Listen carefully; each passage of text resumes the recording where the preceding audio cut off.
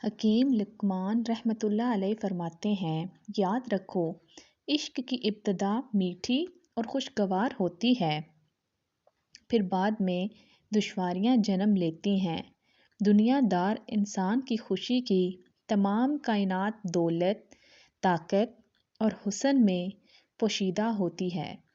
وہ دعائیں جو غیروں کی بھلائی اور اچھائی کے لیے کی جاتی ہیں، وہ کام جو دوسروں کے فائدے کے لیے کیا جائے، وہ کام اثر رکھتے ہیں اور اللہ تعالیٰ کو بے حد پسند ہوتے ہیں۔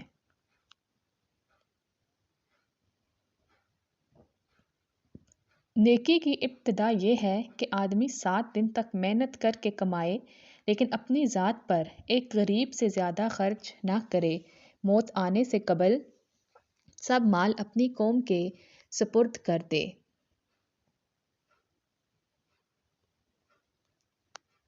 صاحب زرنادار کو کچھ دیتا ہے تو تکبر سے اکڑ جاتا ہے کہ اس نے بڑی نیکی کی ہے، حالانکہ اس کے اس عمل کی مثال اس لٹیرے کی سی ہے جو پہلے بیوہ عورتوں اور یتیم بچوں کو لوٹتا ہے اور پھر اس لوٹ میں سے 1% واپس کر کے فخر کرتا ہے کہ اس نے نیکی کی ہے۔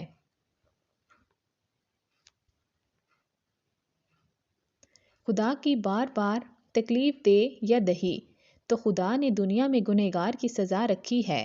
ندامت اور مایوسی مل کر بزدلوں میں بھی شیر کا حوصلہ پیدا کرتی ہیں۔ نیک علماء کی محفل میں گھٹنوں کے بل جاؤ اور ان کی خدمت میں خاموش بیٹھ کر کان لگاؤ، اس لیے کہ علماء کے نور سے دل اس طرح زندہ ہو جاتا ہے جس طرح مردہ زمین آسمان کے مینا سے ہو جاتی ہے۔ اللہ سے ایسی امید رکھو کہ اس کے بعد عذاب سے بے خوف نہ ہو جاؤ، اور اس کے عذاب سے ایسا خوف نہ کرو کہ اس کی رحمت سے نا امید ہو جاؤ۔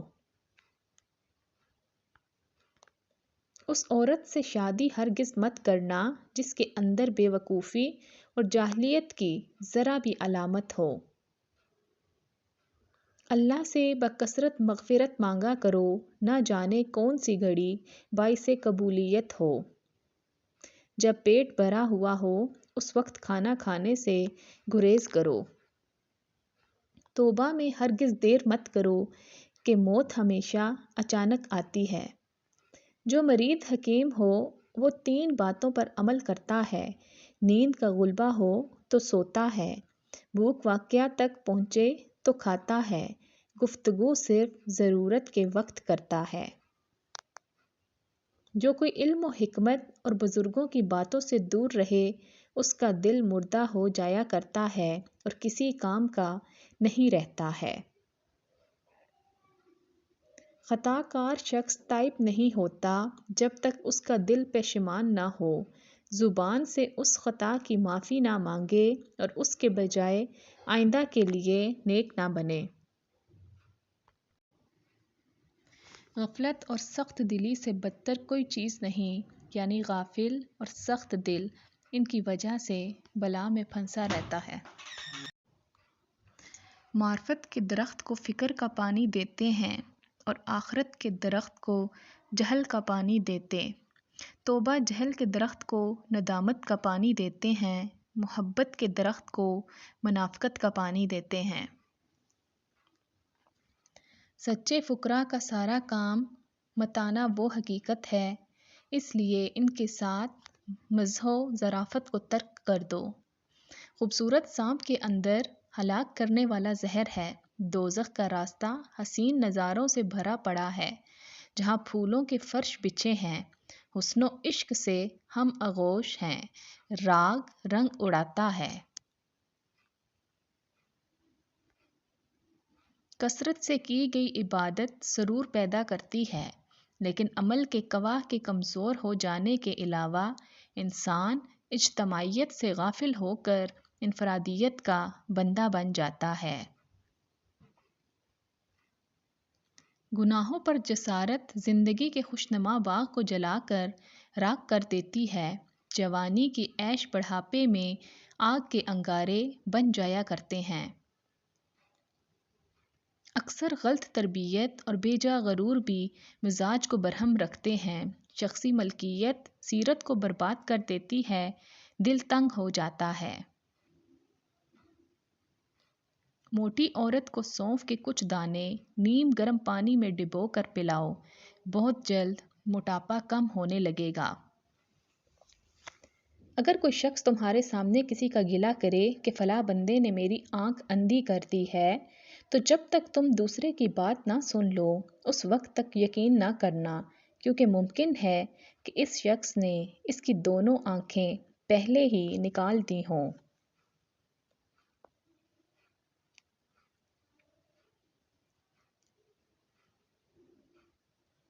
جب کسی محفل میں جاؤ تو پہلے لوگوں کو سلام کرو، اگر لوگ خدا کے ذکر میں مشغول ہوں تو ٹھہر جاؤ، اور اگر وہ کسی اور کے ذکر میں مشغول ہوں تو ان کی محفل کو چھوڑ دو اور دامن جھاڑ کے اٹھ کھڑے ہو۔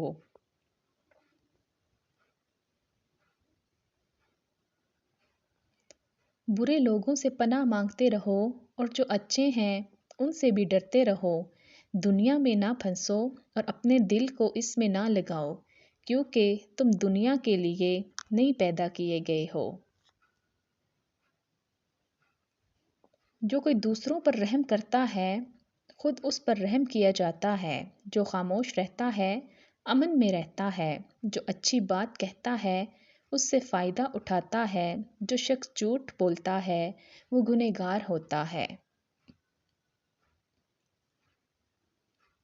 جو زبان اپنے قابو میں نہیں رکھتا ندامت اٹھاتا ہے۔ اپنے افعال پر بھروسہ نہ کرو، ان پر خوش نہ ہو، حتیٰ کہ نیکی پر بھی خوش نہ ہو، بلکہ نفس کی ملامت کرتے رہو۔ معاملات دو چیزوں سے درست ہوتے ہیں، صبر اور اخلاص سے۔ معاملات میں صبر و ثبات ہو اور ساتھ ہی صدق اخلاق۔ 3 دن تک سونف کے چھلکے کو مسلسل چباتے رہیں، 20 کلو وزن کم ہو جائے گا۔ اصنام مختلف قسم کے ہیں، بعضوں کا صنم ان کا نفس ہے، دوسروں کا فرزند، وزن، مال، تجارت اور حرفت، اور ایسے بھی ہیں جن کا صنم نماز، زکوٰۃ، روزہ اور ان کا نیک حال ہے۔ ان میں بعض بتوں کے ساتھ تعلق رکھتے ہیں، ان سے بیزاری ضرور ہوتی ہے۔ جس کی فکر صحیح ہو اس کی گفتار میں بھی سچائی ہوتی ہے اور کردار میں بھی اخلاص ہوتا ہے۔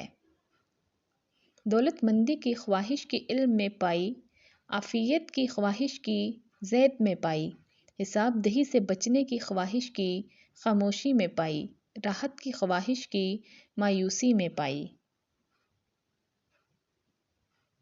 قانون فطرت کو توڑ کر آوارگیوں میں بسر کرنے والی قوم کے لیے رنگیلے افراد سپاہی کی سخت زندگی کو قبول نہیں کر سکتے۔ ظالم قوموں کی کہانی کہنے کے لیے مصر کے مینار یا عیش کا افسانہ سنانے والے لال قلعے رہ جاتے ہیں اور قومیں فنا ہو جاتی ہیں۔ غلامی پر قناعت کرنے والے انسان کیا جانے کہ نسوانی خوبصورتی اور اس کا سارا غرور فاتحہ کے قدموں پر عاجز و انکساری سے ڈھیر ہو جاتا ہے۔ دنیا کا قانون جان لو کہ یا تو خود ہی اپنی قوم کے لیے بخوشی تکلیف قبول کر لو، ورنہ اور قوموں سے ذلتیں اور تکلیفیں اٹھاؤ گے۔ اگر دولت مند ہونا چاہتے ہو تو صرف 3 الفاظ یا اللہ، یا وہاب، یا رزاق لکھ کر گلے میں ڈال لیں، جلد ہی دولت مند ہو جاؤ گے انشاءاللہ۔ قناعت یہ ہے کہ جو چیز تمہارے ہاتھ میں نہ ہو اس کی طلب کی خاطر پریشان ہو، خاطر نہ رہو۔ ناظرین، ویڈیو اچھی لگے تو پلیز چینل کو سبسکرائب کر دیجیے گا، شکریہ۔ اللہ پاک تمام مسلمانوں کو ایمان کی دولت سے مالا مال کر دے، آمین ثم آمین۔